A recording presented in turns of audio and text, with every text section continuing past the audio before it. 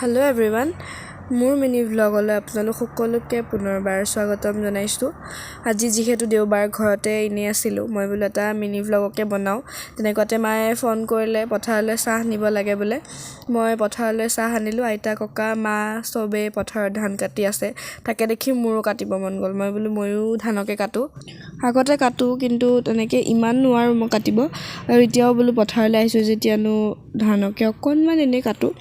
পথাৰৰ পৰা ঘৰলৈ গৈ চিধাই যাত্ৰা আৰম্ভ কৰিলোঁ পেহীৰ ঘৰলৈ, কাৰণ দেওবাৰ এনেইতো যোৱাই নহয়। বোলো দেওবাৰ, গতিকে সিহঁতৰ ঘৰলৈকে যাওঁ আৰু ওচৰতে যিহেতু পেহী আমাৰ গাঁৱতে বিয়া হৈছে, গতিকে সিহঁতৰ ঘৰলৈকে খোজকাঢ়ি যাত্ৰা আৰম্ভ কৰিছোঁ। তাইক বালৈ ফোন কৰিছোঁ, বোলো তই ৰখি থাক, মই গৈ আছোঁ। তাই বেচেৰি ৰখি আছে মোৰ কাৰণে, লগ পাই গ'লোঁ তাইক। তালৈ গৈ তাইৰ লগৰ কেইজনী মোৰো লগৰ হয়, তো সিহঁতক ধুনীয়াকৈ লগ কৰি লৈ গোলাপ ফুল দেখিলোঁ এঘৰ মানুহত। অকণমান চুৰ কৰিলোঁ, কি আৰু আছিলে, ছিগি লৈ আহিলোঁ। চুৰ বুলিয়ে কয় চাগে সেইটো। চুৰ কৰি লৈ আহিলোঁ, কাৰণ গোলাপ ফুল মোৰ প্ৰিয়।